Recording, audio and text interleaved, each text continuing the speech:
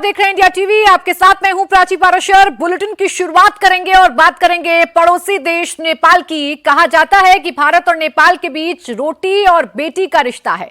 वहीं नेपाल अब हिंसा की आग में जल उठा है।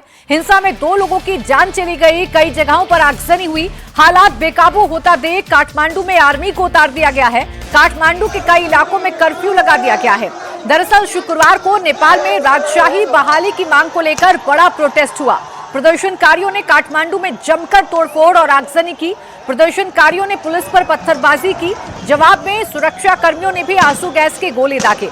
आपको बता दें कि राजा लाओ देश बचाओ आंदोलन में नेपाल में 40 से ज्यादा संगठन शामिल हुए हैं। आंदोलनकारी राजा आओ देश बचाओ के नारे लगा रहे थे।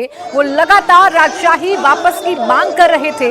आंदोलनकारियों ने सरकार को 1 हफ्ते का अल्टीमेटम दिया है। उनका कहना है कि अगर उनकी मांगों पर एक्शन नहीं लिया गया तो ज्यादा उग्र विरोध प्रदर्शन किया जाएगा।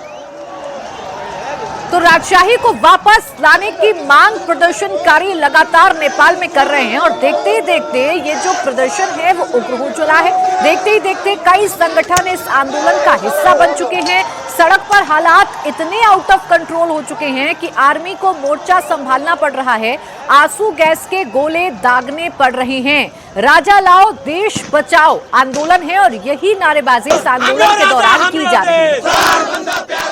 हमरो राजा हमरो देश राजतंत्र जिंदाबाद जिंदाबाद जिंदाबाद राजतंत्र जिंदाबाद जिंदाबाद जिंदाबाद राजतंत्र जिंदाबाद जिंदाबाद जिंदाबाद राजतंत्र जिंदाबाद जिंदाबाद जिंदाबाद हमरो राजा हमरो देश हमरो राजा हमरो देश हमरो राजा हमरो देश अब देखिए, राजशाही की बहाली और हिंदू राष्ट्र बनाने की मांग को लेकर हजारों की संख्या में नेपाल के युवा सड़क पर उतरे। नेपाल में लोकतंत्र की बहाली के बाद यानी 17 सालों में ये पहला बड़ा आंदोलन हुआ जिसमें नेपाल को हिंदू राष्ट्र बनाने की मांग उठी। राजशाही समर्थक सड़क पर उतरे, जमकर नारेबाजी की, तोड़फोड़ और आगजनी की। इस दौरान कई प्रदर्शनकारी और पुलिस के जवान घायल भी हुए।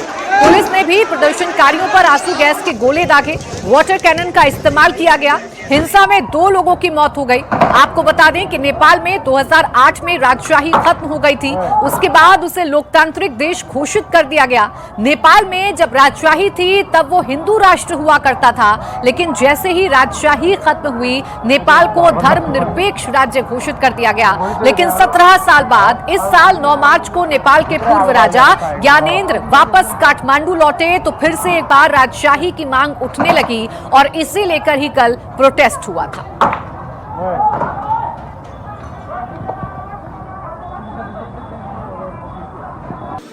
नेपाल में राजशाही की वापसी और हिंदू राष्ट्र की मांग को लेकर लोग सड़कों पर उतर आए हैं। कल नेपाल में इसको लेकर जबरदस्त हिंसा हुई, लोग सड़कों पर उतर आए, आगजनी की, पथराव हुआ।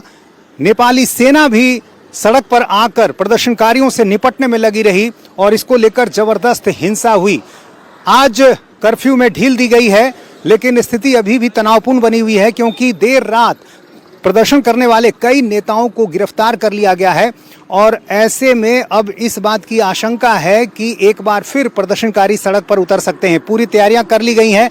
दरअसल नेपाल के राजा, पूर्व राजा ज्ञानेन्द्र शाह ने कुछ दिन पहले ये बात कही थी कि नेपाल में राजशाही की वापसी होनी चाहिए। उन्होंने समर्थन मांगा था लोकतंत्र दिवस के मौके पर और उसके बाद से ही लोग उनके समर्थन में आने लगे और जिस तरह से लगातार लोगों का साथ उनको मिल रहा है, हिंदू राष्ट्र की मांग भी जोर पकड़ती जा रही है। उसके बाद लोग जो है अब जो सरकारी तंत्र है उसके खिलाफ उतर आए हैं और यहाँ पर आप देखिए ये नेपाल की सड़क, अभी सड़क पर स्थिति सामान्य नजर आ रही है, लेकिन जिस तरह से कल हिंसा हुई थी उसको लेकर नेपाली सेना जो है, नेपाली पुलिस जो है वो काफ़ी सतर्क है क्योंकि कई जो समर्थक हैं, राजशाही के जो समर्थक हैं वो अलग अलग जगहों पर मौजूद हैं। उनकी बड़ी रणनीति है कि किस तरह से सरकार को फिर से राजशाही की वापसी करनी है, किस तरह से हिंदू राष्ट्र की जो मांग है उसको अमली जामा पहनाना है और यही कारण है कि इस बात की पूरी आशंका है कि नेपाल में एक बार फिर से लोग सड़कों पर उतरकर प्रदर्शन कर सकते हैं। फिलहाल अभी यहाँ सड़कों पर हर तरफ जो है वो पुलिस की मौजूदगी है और इंतजार इस बात का है कि आखिर आगे जो है प्रदर्शनकारी अब क्या रणनीति अपनाते हैं। देर रात कई नेताओं को गिरफ्तार कर लिया गया है और अधिकांश जो राजशाही समर्थक जो पार्टियां हैं, जो दल हैं, उनके नेता भी जो है वो नजरबंद किए जा रहे हैं। तो ऐसे में एक बार फिर जो उनके समर्थक हैं वो सड़कों पर न आ जाएं, इसको लेकर नेपाली सेना लगातार गश्त कर रही है।